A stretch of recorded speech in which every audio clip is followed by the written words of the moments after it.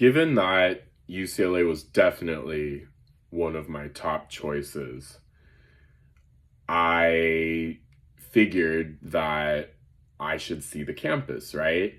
But I was, like I said, all of 17 years old. I had never been to Los Angeles before. And so when I started getting the mail for the Accepted Students Day, what they call Bruin Day, I immediately wrote it off.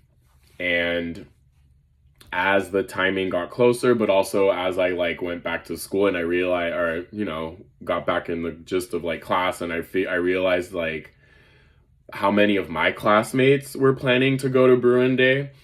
So it is worth noting that my graduating year, George Washington High School, San Francisco, California, class of 2011, I was one of about 40 kids that was accepted to UCLA.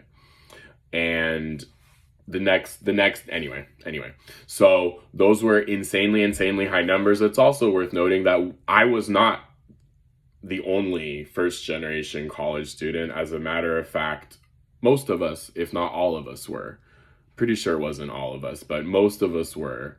And anyway, that is just no longer the case in San Francisco. So again, part of this is reliving the San Francisco that is no longer there. But anyway, we're talking about Los Angeles now, right? Without drifting too far from the script. So when I realized that I also wanted to attend Bruin Day, but it wasn't as easy as asking my grandma or even my parents to take me, because I actually didn't really have a relationship with my parents whatsoever at this time. Again, lived with my grandma. Trying to give just the right amount of backstory without deviating too much from the story, but in a nutshell, I didn't really start talking to my mom again until about 2 or 3 years after this. And I'm not going to be expanding more on that. But this is what I did. I found another carpool on Craigslist, and I was insanely lucky. And I know that this was not the safest thing to do. I also don't think that I would have taken these risks had I been female. But I found a guy on Craigslist who was doing the drive down, and I agreed to meet him at the train station in Palo Alto, and then he was going to be taking me. We're going to be driving to UCLA or to LA. And here's the thing, y'all. I had waited so long that the groups, the one group I remember is Latinos Unidos reaching out. I think maybe that's not even what the group is called, but the Latino group, Latino Bruins, whatever. They reached out and said, hey, we'd like you to come. And I had already kind of said, sorry, I can't come. So by the time I reached back out and said, hey, I do want to come. I am going to come. They didn't really have a spot for me. They said, sorry, all the spots are taken. I said, well, and I remember I was very sassy, little 17-year-old me. I said, even if I have to sleep under the stars, I said, I'm going to come. And again, insanely lucky. But I didn't have a plan for where I was going to spend the night. All I knew is that I wanted to see UCLA. So again, insanely lucky. But this guy, I remember meeting him. I remember packing a hammer in my backpack, and I remember taking a picture of his license plate and texting a picture to my friend in case things didn't work out. Turns out this guy was super awesome. We hit it off immediately, and he was actually going to LA to visit his kids because he had shared custody with his ex-wife.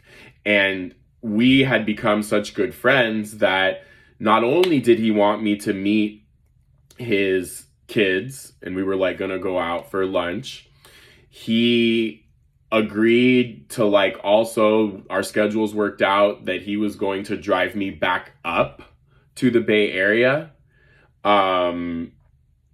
After, he was going to work out his schedule. Again, some of these details are a little bit fuzzy, but you're getting the general idea. And then also, when I mentioned that I was not sure of where I was going to spend the night, he said that, well, what I do is I spend the night in the sauna in Koreatown. It's all of $15. And it's separated male by female. You can even find an outlet and like you can kind of lounge and whatever. And I was like, well, I don't have an option. And that sounds like a great one. So perfect. Take me to this place in Koreatown. So my first impression of Los Angeles, and I saw it at nighttime hopping out of the car, was that I thought, wow, this place looks a lot like Oakland. And again, it was Koreatown. But I remember going to the sauna spa, and I just remember, again, they separated us into male and female. Again, $15, you got your locker.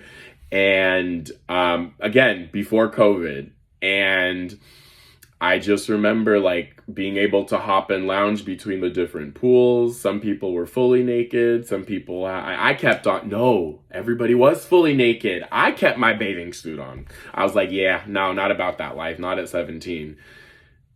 Did I also mention, well, that it'll come up later, but like I was very, very bi for about 10 years. We'll talk about that later, but like, you know, firmly closeted. So, yeah, that was my literal first night in LA. I remember waking up the next morning and, the plan is he had told me that he was going to go out flamenco dancing. Flamenco? Pretty sure it was flamenco. Doesn't matter. He was going to go out dancing the whole night and then was going to meet me in the morning when he was also planning to check out. And then he was going to drop me off at UCLA while he hung out with his children. And then, if I remember correctly, was planning to, we were then going to get lunch and then drive back up to San Francisco, if I remember correctly. Did I only spend one night in LA? I guess I only spent one night in LA. I did. That's wild. Again, little bit of a fuzzy memory. But I just remember the next morning waking up and texting him and then not getting a response. And I was like, oh shit, did this guy just like abandon me? And Uber and Lyft was not a thing yet, folks. Uber and Lyft was not a thing. So I didn't know how I was going to get to UCLA, but for this guy driving me. So thank God he overslept. So he texted me. I wasn't even waiting an hour. So I was like, you know, freaking out for a good 30 minutes or so. But he told me, sorry, overslept. Let me take a shower. Meet you 15 minutes in the front. So he did.